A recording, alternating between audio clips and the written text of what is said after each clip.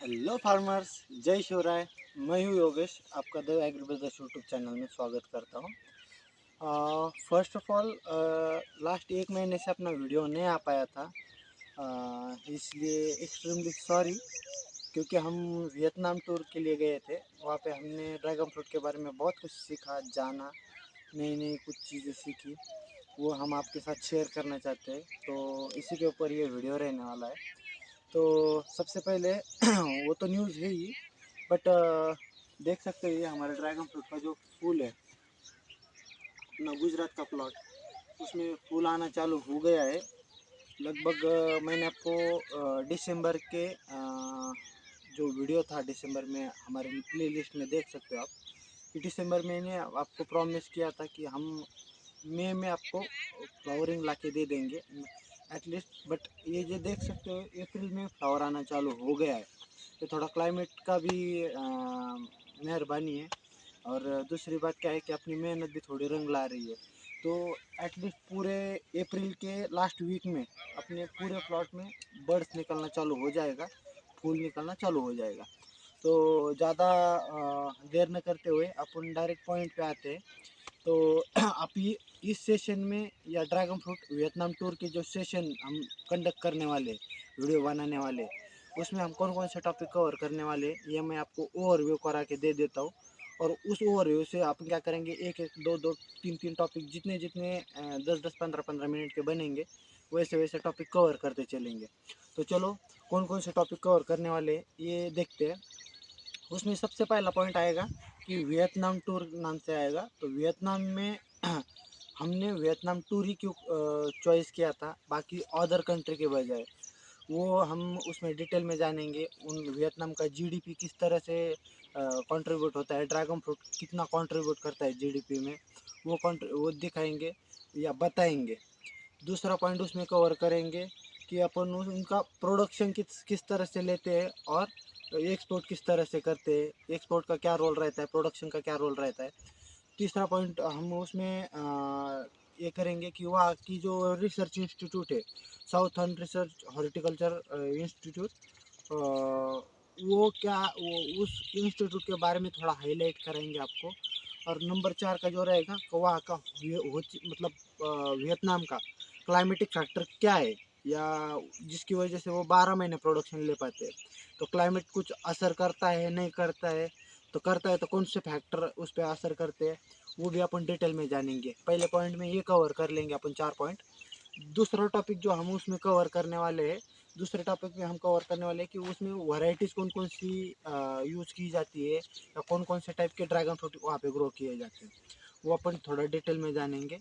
Point number 3 जो रहेगा वो रहेगा कि ड्रैगन फ्रूट जो है, ड्रैगन फ्रूट का वहाँ पे प्लांटेशन किस तरह से करते हैं, तो वो अपन थोड़ा डिटेल में जानेंगे।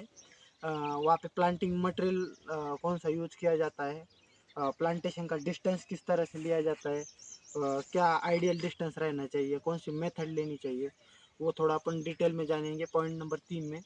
पॉइंट नंबर 4 जिसमें हम कवर करने वाले हैं उसमें रहेगा ब्रांच मैनेजमेंट।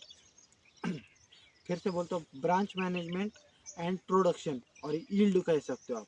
तो ब्रांच मैनेजमेंट, कितनी ब्रांचेस रखनी चाहिए पर साल के हिसाब से, के दूसरे साल कितनी ब्रांचेस रहनी चाहिए, तीसरे साल कितनी ब्रांचेस रहनी चाहिए, कितनी ब्रांचेस रहने से कितना प्रोडक्शन मिल सकता है वो अपन थोड़ा उसमें जानेंगे पॉइंट नंबर 4 में। पॉइंट नंबर 5 हम कवर करने वाले हैं integrated pest management. Integrated pest management मतलब क्या, कि जिसमें हम फंगस मैनेजमेंट और पेस्ट मैनेजमेंट ये दो टॉपिक कवर करने वाले हैं। फंगस मैनेजमेंट मतलब क्या है कि ड्रैगन फ्रूट में लगभग 80% जो प्रॉब्लम आता है वो फंगस का आता है। 20% के आसपास जो आता है वो इंसेक्ट का आता है। इंसेक्ट में सिर्फ क्या है कि फ्रूट फ्लाई वगैरह इसका आता है। तो अपन डिटेल में जानेंगे कि भाई कौन से फंगस का अटैक होता है, कितना परसेंट अटैक होता है, उसके लिए कौन सी इंसेक्टिसाइड यूज़ करनी चाहिए, प्रिवेंटिव में किस तरह से काम करते हैं, इंसेक्टिसाइड कौन कौन से यूज़ कर सकते हैं, क्यों यूज़ करने चाहिए, वो अपन थोड़ा डिटेल में जानेंगे आईपीएम में। तो फिर अपन जो टॉपिक नंबर 6 रहेगा अपना, उसमें हम क्या करने वाले हैं कि मल्चिंग, इसके ऊपर काम करने वाले या देखने वाले कि मल्चिंग का कितना बड़ा रोल रहता है।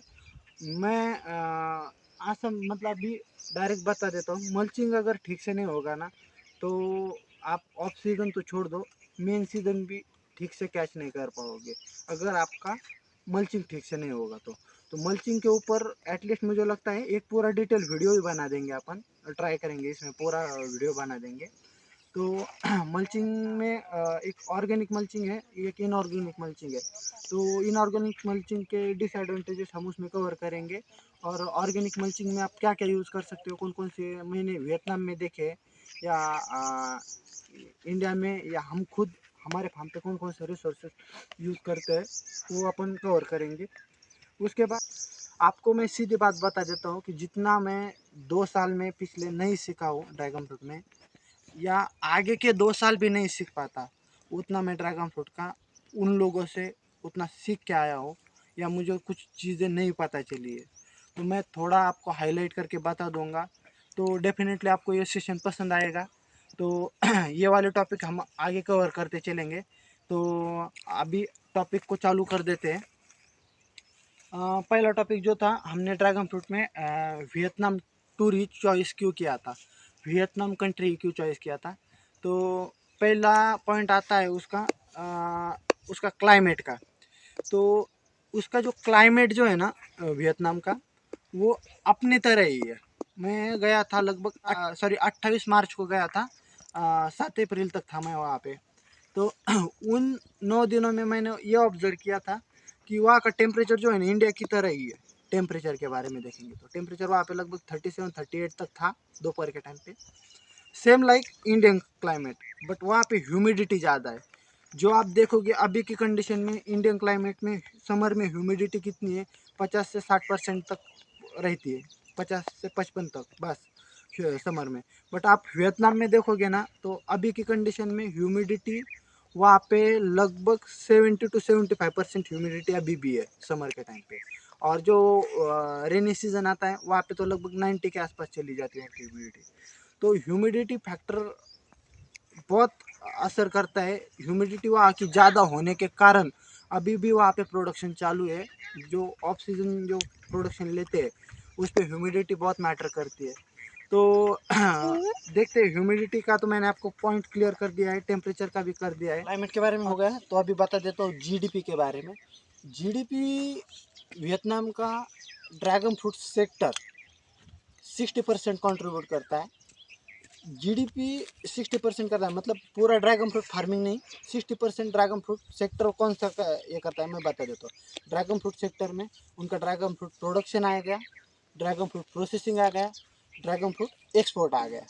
तो ये चीज़ें तीनों मिला के 60% कॉन्ट्रीब्यूट करती है। और 40% कौन सी कॉन्ट्रीब्यूट करती है, उनकी फिर अदर सेक्टर जो रहेगा, जिनका समझो ऑटोमोबाइल सेक्टर रहेगा, कंस्ट्रक्शन बिजनेस रहेगा, आईटी सेक्टर रहेगा, फिर टूरिस्ट रहेगा, ये सब मिला के उनका जो है ना वो 40% कॉन्ट्रीब्यूट करता है, और ड्रैगन फ्रूट सेक्टर अकेला 60% कॉन्ट्रीब्यूट करता है।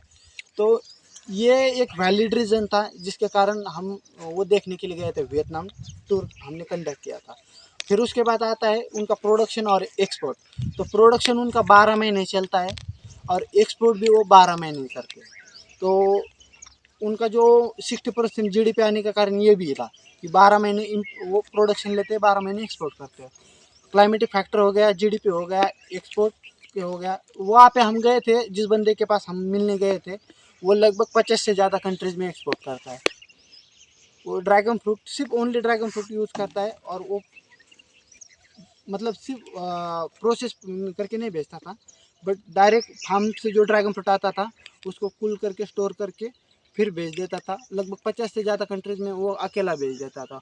तो दुनिया में जो है ना सबसे ज़्यादा एक्सपोर्ट करने में ड्रैगन फ्रूट सेक्टर में वो वियतनाम नंबर 1 पे है। तो अगला जो पॉइंट था सोफ्री। ये सोफ्री एक इंस्टीट्यूट है वियतनाम में, साउथर्न हॉर्टिकल्चर रिसर्च इंस्टीट्यूट। उस इंस्टीट्यूट में ड्रैगन फ्रूट के ऊपर सबसे ज़्यादा काम किया जाता है, बहुत ज़्यादा। मतलब उससे बड़ी ड्रैगन फ्रूट के रिसर्च इंस्टीट्यूट मैंने एशिया में नहीं देखी थी। उस पर बहुत ज़्यादा काम होता है। वो वियतनाम में लोकेट हुए, तो वो होचिमिन सिटी से लगभग 70 किलोमीटर दूर है। तो लगभग 2 घंटे का रूट लगता है। अगर आप वहाँ पे जाने का प्लान कर रहे हो वियतनाम में, तो मैं सजेस्ट करूँगा कि आप वहाँ पे हो ची मिन सिटी में मतलब सोफ्री में ट्राई करना विज़िट के लिए। तो बहुत अच्छा है, ट्रेनिंग इंस्टीट्यूट है। वहाँ पे उन्होंने एक एक्सपर्ट अलॉट किया था हमें, हमने उसके साथ ही उनके ड्रैगन फ्रूट फार्म देखे थे। तो थैंक यू हम उनको कहना चाहते हैं सोफ्री इंस्टीट्यूट को। और दूसरा टॉपिक हम कवर करेंगे कि वैरायटी या ड्रैगन फ्रूट के टाइप कौन कौन से हैं।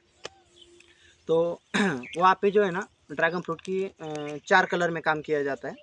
पहला आता है रेड कलर में, दूसरा आता है पर्पल रेड, तीसरा आता है वाइट कलर और चौथा आता है येलो कलर। तो रेड कलर में ELD 1 बोल के वैरायटी है, उनकी ट्रेडिशनल वैरायटी, उस पर ज़्यादा काम किया जाता है। जो पर्पल रेड है वो ELD 5 नाम की वैरायटी है, वो भी उसी में आती है। तो लगभग रेड कलर जो है वियतनाम में 80% जो एरिया कवर किया हुआ है या प्रोडक्शन आता है वो रेड कलर से आता है। 20% में से बचे हुए 17% जो है वो वाइट के ऊपर काम किया जाता है और 3% जो है वो येलो के ऊपर काम किया जाता है। 2020 तक येलो कलर वहाँ पे नहीं था, बट वर्ल्ड मार्केट में येलो कलर की डिमांड बढ़ रही थी, इस वजह से 2020 में उन्होंने येलो कलर के ऊपर काम करना चालू किया था। तो ऑस्ट्रेलियन येलो नाम की वैरायटी वहाँ पे अभी ग्रो कर किया जा रहा है। तो वो लगभग 3% जो है उसी वैरायटी ने कंट्रीब्यूट किया हुआ है। तो वहाँ के उस वाले प्लॉट भी मैं विज़िट करने के लिए गया था, वहाँ पे भी देखा था, काफ़ी अच्छा प्लॉट था। और वो लगभग 3% उन्होंने 3 साल में कंट्रीब्यूट किया है, 2020 से लेकर 2023 तक 3% एरिया उन्होंने कवर किया हुआ है इसमें येलो कलर में। और आगे आने वाले 2 या 3 सालों में वो और एरिया वो बढ़ने वाला है, येलो ड्रैगन फ्रूट की डिमांड और बढ़ने वाली है, ऐसा उनका भी कहना है। और ऐसा मुझे भी लगता है डेफिनेटली, जिस तरह से मार्केट ड्रैगन फ्रूट का मार्केट चल रहा है ना, तो येलो की डिमांड और बढ़ने वाली है। तो चलो हमने तो आपको बता दिया कि ड्रैगन फ्रूट का क्या सीन रहता है क्या नहीं है। तो तीसरा पॉइंट जो रहेगा, मेन टॉपिक रहेगा प्लांट की स्पेसिंग, प्लांटिंग मेथड कौन सी है या प्लांटिंग डिज़ाइन किस तरह से लेते हैं। तो इंडियन कल्चर में या इंडियन और ड्रैगन फ्रूट फार्मिंग में मैंने खुद 3 फार्मिंग के टाइप देखे। पहला जो आता है वो ट्रेडिशनल मेथड, जिसके ऊपर पोल लगाया जाता है, पोल के ऊपर रिंग लगाई जाती है और ब्रांचेस मेंटेन करके प्रोडक्शन लिया जाता है। ये मेथड नंबर 1 है। दूसरी मेथड जो है अपनी ये वाली है, इधर आके देख सकते हो, इधर ले लो। ये वाला जो है ये पाइप स्ट्रक्चर है, इधर GI का पाइप यूज़ किया जाता है, पोल लगाए जाते हैं, पोल के ऊपर GI पाइप यूज़ किया जाता है। ये रहेगी दूसरी मेथड। तीसरी मेथड जो है ये GI पाइप थोड़ा एक्सपेंसिव लगता है, इसकी कॉस्ट ज़्यादा आती है, इसी वजह से तीसरी मेथड आई है, वो सिलिकॉन वायर यूज़ करते हैं, वो उससे कॉस्टिंग थोड़ी कम लगती है और ऐसे ही हेवी डेंसिटी प्लांटेशन हो जाता है। तो ऐसी तीसरी मेथड यूज़ करते हैं। तो 3 मेथड यूज़ करते हैं इंडिया में, जहाँ तक मैं जानता हूँ। बट वियतनाम का अगर आप कंसिडर करेंगे ना, तो वियतनाम में सिर्फ एक ही मेथड यूज़ की जाती है, वो है अपनी ट्रेडिशनल मेथड, जिसके ऊपर पोल रहता है, पोल के ऊपर ब्रांचेस मेंटेन किया जाता है, ऐसा हाई डेंसिटी प्लांटेशन नहीं किया जाता वहाँ पे।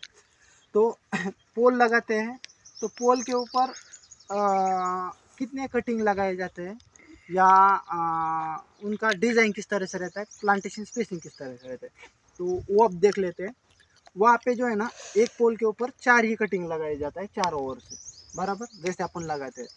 और प्लांटेशन स्पेसिंग किस तरह से रखता है, तो मैं वहाँ पे कम से कम 3 फार्म घुमा था, 3 फार्म में से 2 फार्म का डिस्टेंस जो था वो लगभग 10 बाई 10 फीट पे रखा था।